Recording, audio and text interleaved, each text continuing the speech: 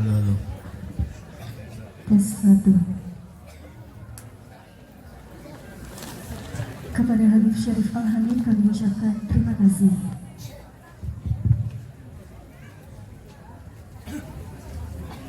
ونخطو إلى نهاية البرنامج على وهي الخطبة عن ذكر القرن نهضة العلماء سيبلغها لكم كياي الحاج منصور الكف فعليه فليتفضل مشكورا. Acara selanjutnya, refleksi satu abad Nahdlatul Ulama, pengurus cabang Nahdlatul Ulama Kabupaten Jayapura, yang akan disampaikan oleh pengasuh Pondok Pesantren Nurul Anwar Kiai Haji Mansur Al-Kaf.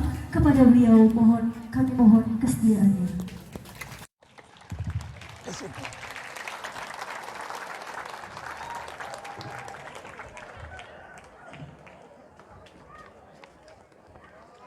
Assalamualaikum warahmatullahi wabarakatuh. Alhamdulillahirabbil alamin, hamdan liman rafa'ana wa 'azzana bi syarabil iman wal islam. Asyhadu an la ilaha illallah wahdahu la syarika lahu wa asyhadu anna sayyidana Muhammadan abduhu rasuluh. Allahumma salli wa sallim wa barik ala sayyidina Muhammadil Fatih limal qal khatim lima sawaqa nasiril haqq bil haqq wal hadi ila siratal mustaqim wa ala alihi wa sahbihi haqqa qadrihi wa miqdaril azim. Amma ba'du. Al-mukarramun, para alim, para ulama, para kiai, para sepuh, para habaib yang sangat saya muliakan, Al-Habib Syarif Al-Hamid, Al-Habib Abu Bakar Al-Hamid, yang sangat saya hormati, yang terhormat Ketua Forkopimda Kabupaten Jayapura, Bapak Pejabat Bupati yang tadi sudah menyampaikan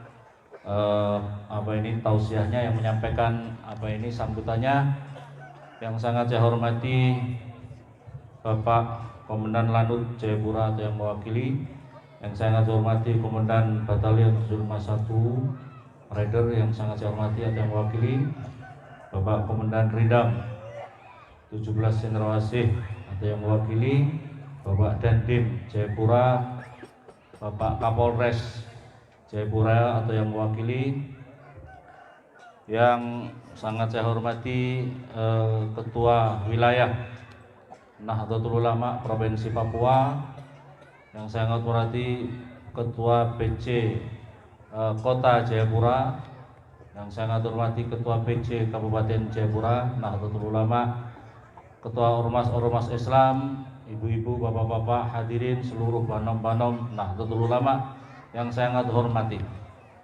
Hadirin yang dimuliakan oleh Allah Subhanahu wa taala, saya diminta untuk sedikit menyampaikan refleksi dan juga Isra Mi'raj.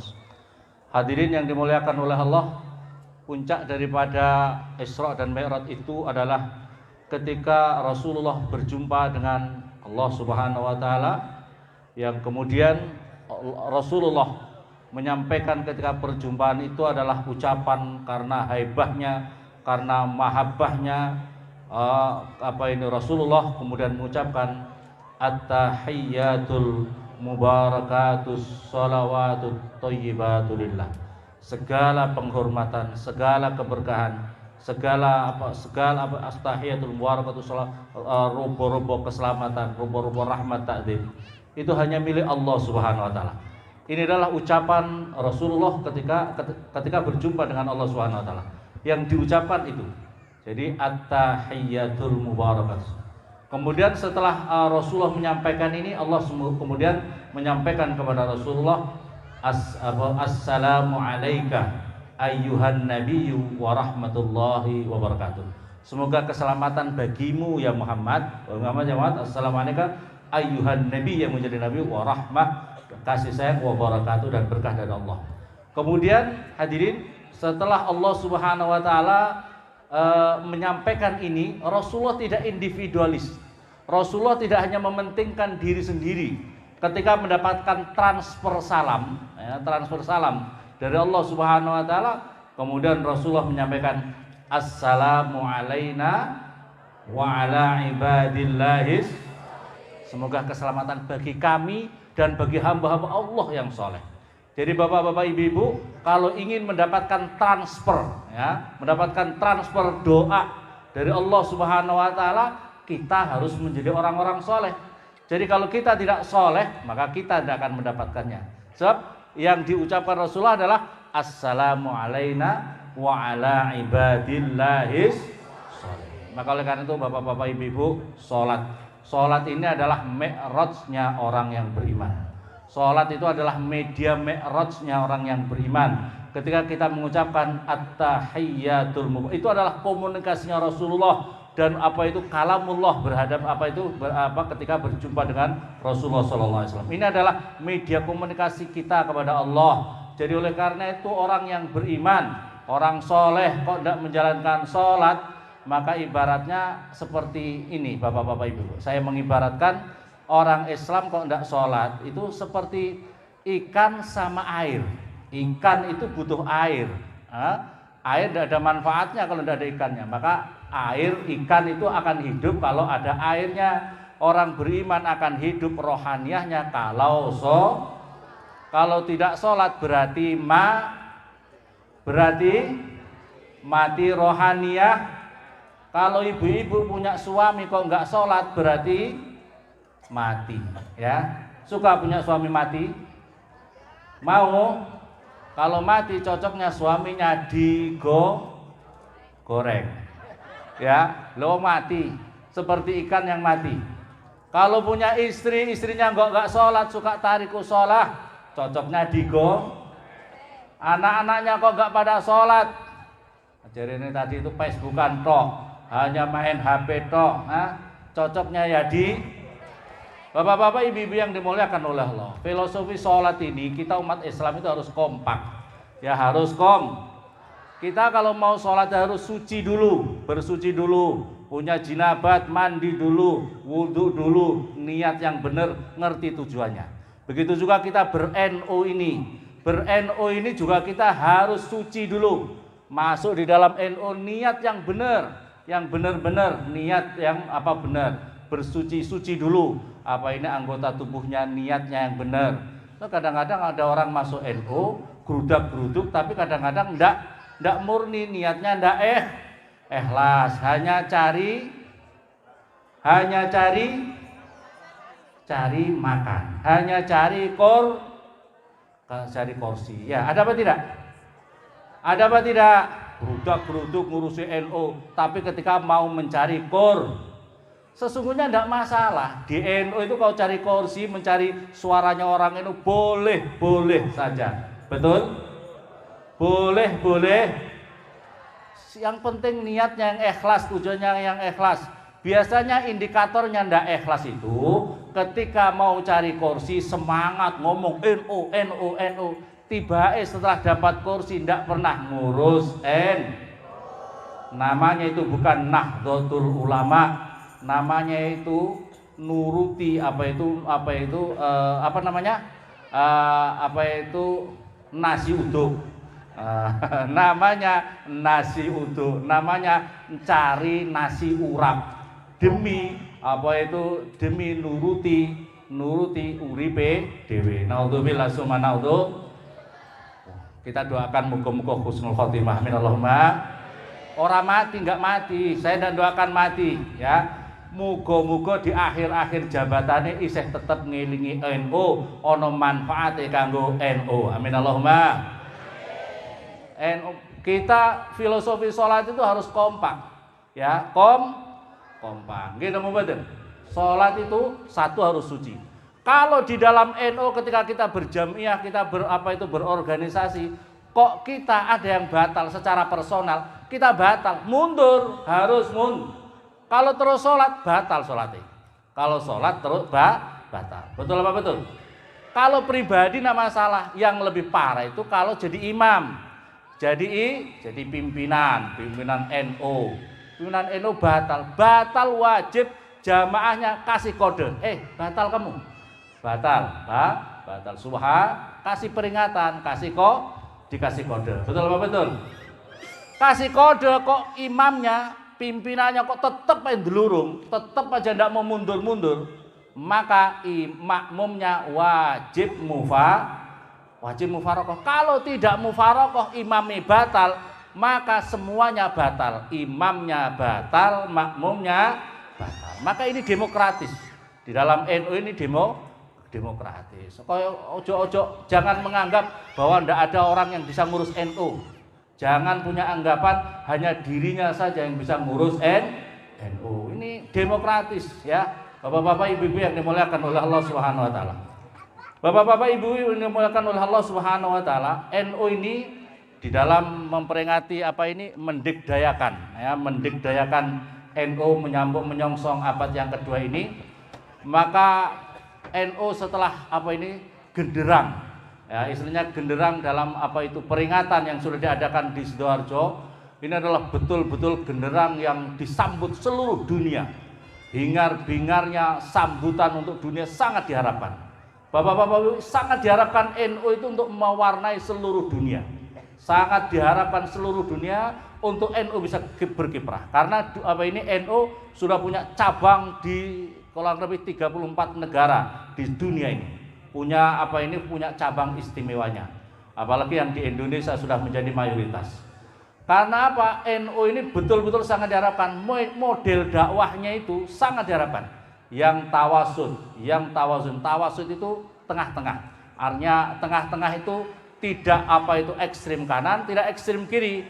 Artinya NU ini tidak anti Tuhan, juga tidak sekuler. Jadi NU ini tengah-tengah. Di dalam Al-Qur'an diterangkan di dalam Al-Qur'an diterangkan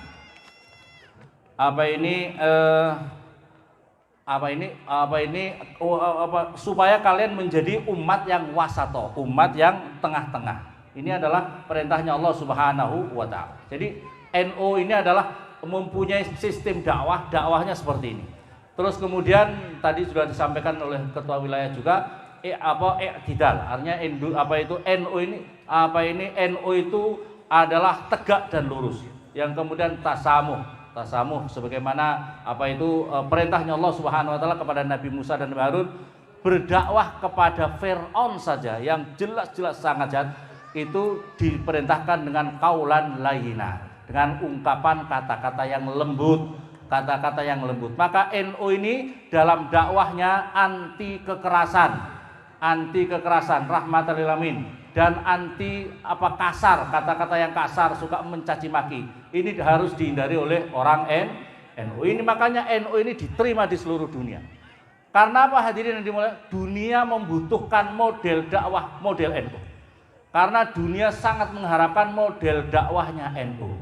Sebab apa? Dunia sekarang ini, hadirin, tidak dalam keadaan baik-baik saja, aman-aman saja, tidak. Tapi dunia saat ini, Masya Allah, demi kepentingan, demi masalah-masalah yang dibenturkan, masalah agama, sehingga terjadi jutaan umat mati gara-gara ini. Ya, gara-gara sama-sama Muslim juga saling bunuh, dalam beda-beda berkepentingan juga begitu, sangat banyak. Karena apa? Hadirin dimuliakan oleh Allah, karena cara memahami dan cara dakwahnya yang tidak sama dengan kita Nahdlatul Ulama. Kasar, mereka itu kasar, tidak cocok bunuh, tidak cocok bom, sebagaimana yang terjadi di mana-mana, di dalam masjid main bom, dan itu sudah masuk di negara kita. Ya, paham seperti ini sudah masuk di Indonesia. Saya kadang mengibaratkan, kok ada orang Islam yang dia bersahadat, yang seperti kasus yang di mana, di Cirebon, di masjidnya Polres Cirebon. Kemudian dia juga sholat sama-sama, tapi ngebom sama-sama orang yang sholat. Ini adalah cara-cara Islam yang radikal yang semacam ini yang harus diperangi.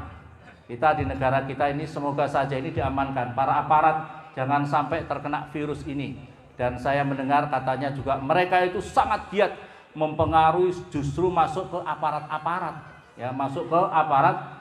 Naudzubillah summa naudzubillah. Semoga kita diselamatkan. Amin Allahumma. Hadirin yang dimuliakan oleh Allah Subhanahu wa taala, yang berikutnya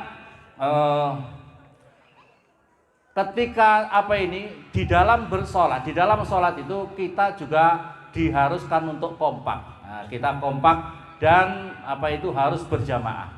Hadirin yang dimuliakan oleh Allah Subhanahu wa taala, di dalam Islam kita itu kadang-kadang memang dihadapkan berbagai macam masalah. Beragama kita ini kadang-kadang dihadapkan dengan masalah. Kita ini kelompok mana ini? Kita ini kelompok mana? Maka Bapak-bapak Ibu, saya kasih tahu resepnya dari Rasulullah SAW. Kalau terjadi perselisihan, Islam kita ini yang benar yang bagaimana? Kalau sama-sama mengungkapkan kita ini ahli sunnah wal jamaah, Islam kita itu yang mana? Di dalam di dalam Rasulullah, sabda Rasulullah SAW, inna ummati, kata Rasulullah, lan tazdami ala dhalalah. Ketahuilah, umatku, mayoritas umatku tidak akan melakukan kesesatan bersama-sama. Fa idza ra'aitum ikhtilafan, kalau kamu terjadi ada perselisihan yang banyak di antara umatku, fa'alaikum bisawadil a'zam, maka kamu harus mengikuti mayoritas umat Islam yang pada saat itu.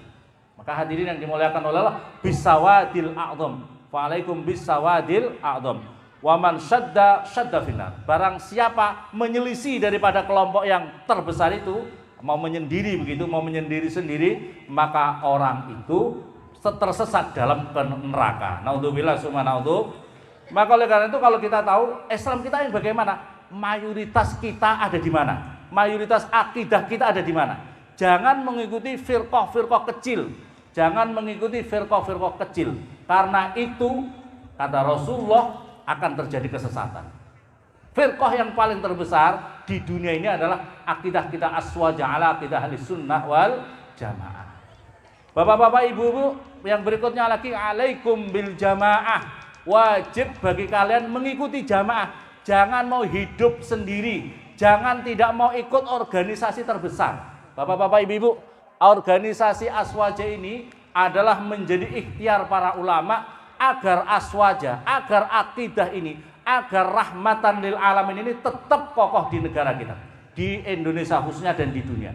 Sebab apa? Terjadi berbagai macam masalah ketika orang-orang tidak menggunakan cara seperti ini, yang iktidal, tawassud dan sebagainya, maka mereka memaksakan kehendaknya, yaitu kaum-kaum takfiri, kaum-kaum yang mengkafirkan. Bapak-bapak, ibu-ibu, yang terjadi di Timur Tengah, saya ingin cerita sedikit. Dulu di Arab itu mayoritas adalah orang ahli sunnah wal jamaah, yang punya ribat-ribat, punya pesantren-pesantren, itu para masyayikh, para habaib. Sekarang itu bisa dihitung dengan jari. Dulu itu mayoritas ulama-ulama lahir dari Mekah, mahasiswa lahir dari Mekah, karena ulama-ulama sangat banyak. Tapi karena di sana tidak mau berorganisasi, tidak punya jamiah yang mengikat di seluruh negara Hijaz, maka kemudian masuklah Wahabi dan semuanya dimusnahkan. Para masyayikh yang tidak mau dibunuh, para habaib, para keturunan Rasulullah tidak mau dibunuh. Yang bisa selamat yang kabur, yang lari dari Mekah. Untung masih ada sedikit beberapa habaib masyayikh yang ada di Mekah. Bapak-bapak, karena apa? Pentingnya berorganisasi. Kalau kita tidak mau berorganisasi, pamannya katakanlah Kabupaten Jayapura, kita ini akan dicitesi sedikit-sedikit. Ibaratnya lidi satu, kalau lu sendiri, kamu akan dicites sendiri, kamu akan dipatah sangat gampang. Tapi kalau kita bersatu seperti lidi bersatu, maka jadi sapu yang bisa ada manfaatnya. Maka pentingnya kita harus bersatu, jangan sendiri-sendiri. Alaikum bil jamaah wa iyyakum wal furqah. Perintahnya hadis, takutlah kamu dengan kamu menyendiri daripada jamaah. Fasyaiton ma'al wahid. Syaiton itu senengnya sama orang yang memisahkan dengan jamaah. Jadi kalau kamu sendiri, wah saya tidak cocok dengan itu pengurus. Kalau kita mencari pengurus yang sempurna, susah. Pak Zainuri, wah kalau cari salahnya banyak salah. Kita ini adalah orang yang belum sempurna-sempurna, yang tidak maksum-maksum, kumpul jadi satu. Semoga dengan ini menjadi berkah. Jadi kita mencari orang sempurna, ideal kayak Rasulullah. Rasulullah saja dikritik, gini betul. Rasulullah jadi cari yang sempurna susah. Maka kita kurang-kurang sedikit tapi ngerti maksud dan tujuan kita berorganisasi. Masyarul muslimin yang dimuliakan oleh Allah. Jadi pentingnya berjamaah. Bahkan mereka sekarang sudah masuk ke Indonesia lewat katanya Wali Songo itu fiktif macam-macam. Kalau enggak, maka memang hadirin yang dimuliakan oleh Allah, ini cara-cara orang yang tidak menginginkan Islam itu kokoh. Cara untuk menghancurkan Islam itu minimal ada 3. Menghancurkan negara, bangsa, dan agama ini ada 3. Yang pertama, hancurkan sejarahnya. Ya, yang pertama hancurkan sejarahnya kita umat Islam. Hancurkan hancurkan situs-situs sejarahnya. Kita ini sejarah dihancurkan. Situs-situs sejarah, makom-makomnya para habaib, makomnya dzurriyyah Rasul, makomnya para nabi-nabi, makomnya para sahabat-sahabat, semuanya dihancurkan yang ada di Mekah. Ini kalau masuk Indonesia semua situs-situs. Ini adalah situs-situs pahlawan Islam kita, adalah makomnya para sahabat-sahabat itu yang berjuang bersama Rasulullah. Bahkan makomnya Rasulullah mau dihancurkan, bahkan jasadnya Rasulullah mau dicuri. Siapa pekerjaan siapa ini? Adalah orang-orang yang tidak menghendaki Islam punya situs sejarah. Ini cara-cara mereka. Hadirin yang dimuliakan oleh Allah Subhanahu wa taala. Kaburkan mereka kepada budayanya sendiri. Kaburkan umat Islam dengan ulamanya sendiri. Kita kalau tahu Islam, kita harus tahu sanadnya. Bapak-bapak Ibu, kalau kita tahu Islam, kita harus tahu sanad kita. Nah, kita dikaburkan, oh Imam Bukhari salah, Imam Bukhari salah, ulama-ulama salahin. Yang ada itu mereka sekarang ini. Maka ini cara-cara mereka. Kita harus waspada, Bapak-bapak Ibu. Maka oleh karena itu mungkin pesan yang terakhir agar supaya NU ini tetap dikdaya. Pesan saya yang terakhir, Bapak-bapak Ibu, agar NU tetap dikdaya, maka yang pertama pesan saya adalah kita harus seperti apa, hadirin yang dimuliakan oleh Allah. Kita ini harus seperti kesebelasan. Kita harus seperti kesebelasan yang punya semangat, yang punya istiqomah, semangat untuk bekerja bersama-sama. Ini yang pertama. Jadi seperti kesebelasan yang tahu fungsinya masing-masing. Yang kedua, masyaallah muslimin, kita harus punya istiqomah. Hadirin yang dimuliakan oleh Allah, mengistiqomahkan bapak-bapak ibu-ibu, istiqomah aurat-aurat kita, istighosah, majelis-majelis kita. Kita harus rajin ngaji-ngaji kita. Bapak-bapak ibu-ibu, kita harus tahu boleh segala macam aktivitas. Kerja boleh sungguh-sungguh, cari kursi boleh dengan sungguh-sungguh, dengan apapun juga harus bersungguh-sungguh. Tapi yang penting harus diniatkan. Ketahui Rasulullah mengingatkan, ad-dunya mal'un, al-dunya mal'unah. Dunia ini seluruhnya, aktivitas dunia ini dilaknat. Mal'unun mafia, dilaknat semua yang ada di dunia ini. Illa zikrullah, kecuali yang mau berzikir kepada Allah. Wa alimun, yang kedua orang yang alim, wa muta'alim, dan orang yang mau belajar. Jadi ada 3 bapak-bapak ibu. Kita mau ambil yang mana? Ya, kalau kita tidak mau dilaknat seluruh aktivitas kita harus ambil 3. Pertama, kita mau berzikir kepada Allah. Perbanyak zikir, baca sholawat, baca rotib, baca istighosah. Yang kemudian, yang kedua, kita menjadi orang alim. Yang ketiga, kita harus mau belajar. Bapak-bapak, ibu-ibu, kenapa kita perlu belajar, masyaallah muslimin? Karena kehancuran di muka bumi ini, di dalam sebuah syair, fasadun kabirun alimun mutahattikun wa akbaru minhu jahilun mutanassikun. Kerusakan di muka bumi ini ada 2 faktor. Pertama, ada orang alim mutahatik. Orang alim tapi sembrono. Orang alim pernah ngaji, tidak pernah ngajar ngaji. Tidak pernah mikirin ngajinya, ngilmunya untuk dikhidmatkan kepada yang lain. Tidak usah mikir pondok pesantren, tidak harus mikir harus bikin pondok pesantren atau masjid. Ajarkan ilmu yang pernah kita belajar kepada anak-anak kita, keluarga kita. Kalau memang bisa kepada tetangga kita. Yang penting orang yang pernah belajar ngaji harus ngajar ngaji. Ini yang penting, ya. Orang yang alim. Yang kedua, yang berikutnya lagi, wa akbaru minhu jahilun mutanassikun. Yang lebih berat lagi kerusakan di muka bumi ini adalah orang bodoh tapi sok ahli ibadah. Ini repot lagi. Karena apa? Orang bodoh sok ahli ibadah, kelihatannya ahli ibadah, masya Allah, tasbihnya kanan kiri dipakai semuanya, jubahnya, imamahnya, mantapnya, masya Allah. Tapi begitu ditanya masalah-masalah hukum agama, tidak paham, dolun, mudillun, sesat dan menyesatkan. Dua-duanya ini pembawa kerusakan. Alim sembrono, orang bodoh sok ahli ibadah. Maka oleh karena itu ayo kita ngaji. Yang berikutnya, hadirin yang dimuliakan oleh Allah, putra-putri kita suruh ngaji sama kiai-kiai. Harus ngaji sama kiai yang punya sanad ilmunya, yang nyambung, jangan mungkotek, ya, jangan terputus.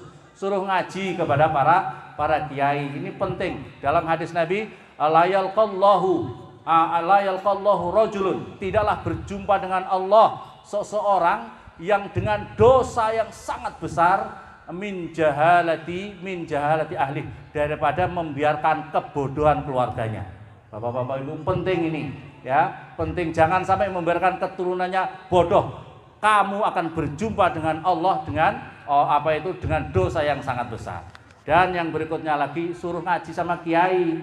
Kalau enggak dibiarkan, sekolahnya juga harus dilihat, pendidikannya dilihat, pendidikannya tempat sekolahnya itu anti tahlil apa enggak, ahli zikir apa enggak, anti maulid apa enggak.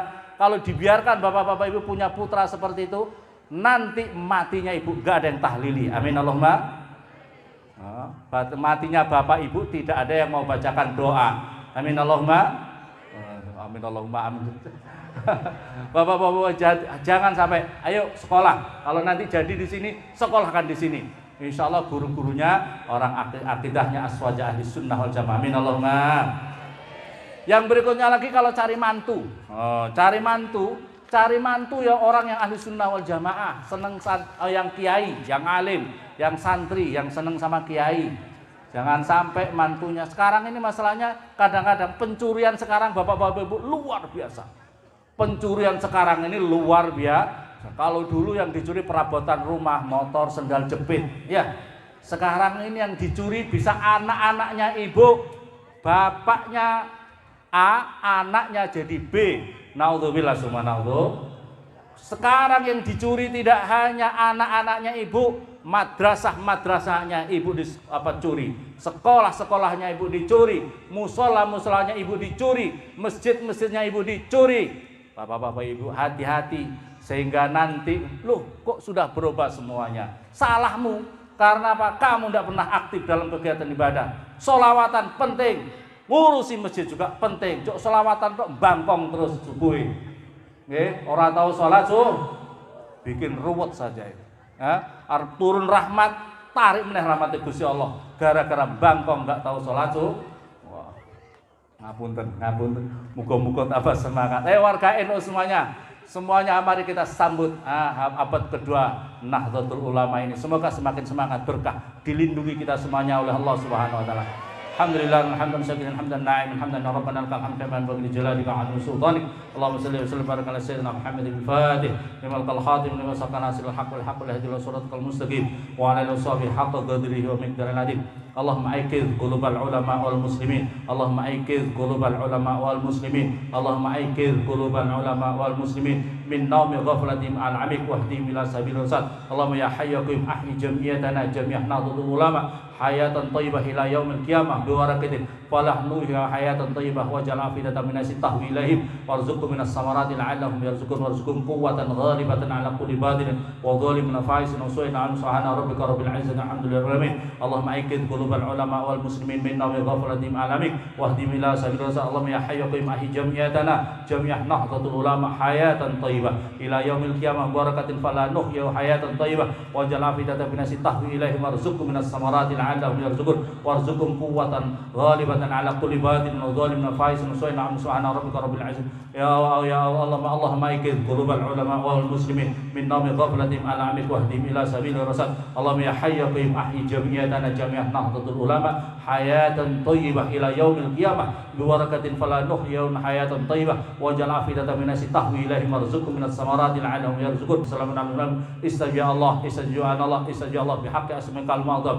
Istajib ya Allah bihaqqi bisyafa'atin Nabi Muhammad sallallahu alaihi wasallam wa bihaqqi alihi wa azwajihi Allahumma ajma'in wa bihaqqi jami' ashabi wa khulafa'is wa salamun ala al-mursalin alhamdulillahi wa sallallahu alaihi wa sallam. Al-Fatihah.